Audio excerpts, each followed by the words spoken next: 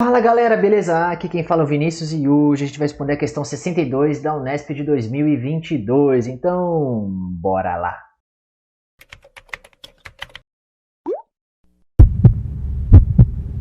Ela começa assim.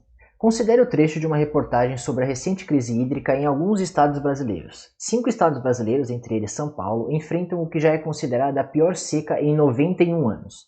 De acordo com o Comitê de Órgãos do Governo Federal, que emitiu pela primeira vez na história um alerta de emergência hídrica para o período de junho a setembro de 2021. Mas por que tem chovido menos? De acordo com especialistas, 3 fenômenos explicam a falta de chuvas no Brasil: o desmatamento na Amazônia, o aquecimento global causado por queima de combustíveis fósseis, o fenômeno natural Laninha. Sobre os fenômenos que explicam a falta de chuvas no Brasil citados na reportagem, pode-se afirmar que... E aí, antes da gente responder, eu vou pedir para vocês curtirem o vídeo e compartilharem com os seus amigos. E agora que vocês já fizeram isso, bora analisar alternativa por alternativa.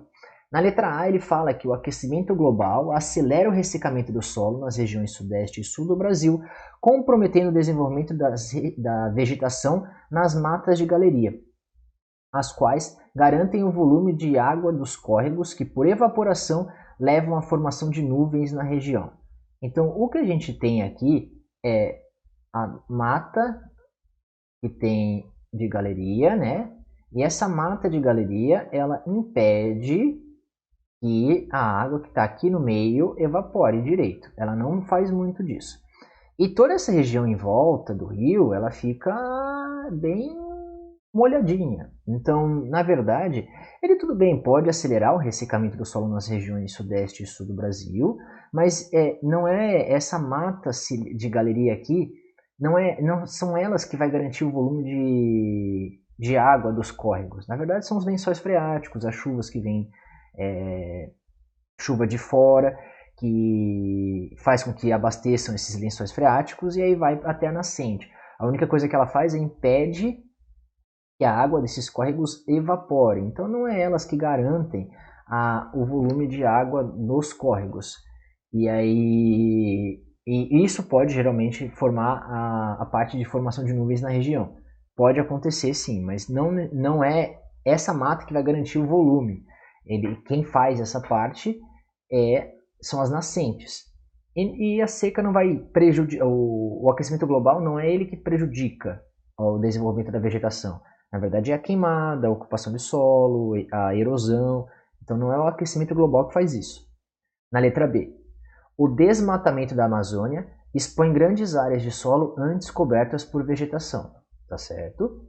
O que resulta no escoamento superficial das águas de chuvas em direção aos rios e, consequentemente, menor volume de água evaporada para a formação de nuvens, que seriam transportadas pelos ventos para as regiões sudeste e sul. Então aqui o que está errado é o seguinte: quando você tem um desmatamento da Amazônia e expõe grandes áreas do solo cobertas por vegetação, você vai diminuir o que a gente chama de evapotranspiração. Evapotranspiração.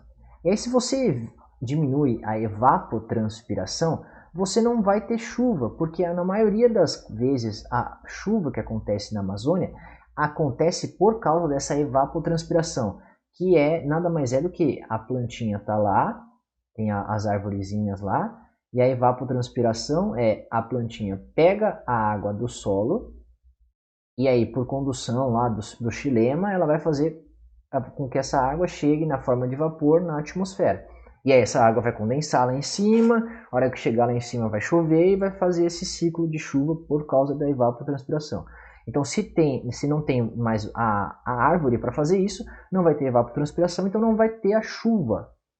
Então, não tendo chuva por causa disso, não é o rio que vai fazer isso. Então, direção aos rios.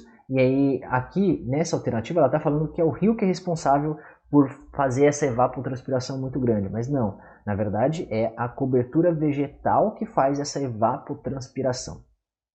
Aí na letra C, o aquecimento global acelera a evaporação das águas dos oceanos. Tá certo. Intensificando a formação de nuvens que se precipitam como fortes chuvas nas regiões litorâneas do Brasil. Isso também pode acontecer, não tem nada de errado aqui. O que reduz o volume de massas úmidas que chegam ao interior do país, diminuindo a pluviosidade. E aí o que está errado aqui é essa parte que a gente fala de diminui o volume de massas úmidas que chegam ao interior do país. Porque se você pensar, uma das principais massas úmidas que chegam, que vêm, que circulam pelo Brasil, é a massa equatorial continental. E essa massa equatorial continental, ela vem lá da Amazônia, então é do interior para o resto do país, que vem a parte que ela transporta os chamados rios voadores. Rios voadores. Voadores. Então a C não poderia ser por causa disso. Aí a letra E. O fenômeno Laninha resulta do resfriamento das águas do Oceano Pacífico. Então aqui ó, é Pacífico. E da temperatura da atmosfera média na região equatorial do Brasil. E aí não necessariamente tem essa diminuição da temperatura. O que a gente sabe é que o fenômeno Laninha, ele aumenta a quantidade de chuvas na Amazônia e Nordeste. Além disso, ele vai diminuir a quantidade de chuvas na região Sul. E na região Sudeste e Centro-Oeste é algo que é impreciso. Ou seja, pode acontecer um ou pode acontecer o outro. Não é previsível.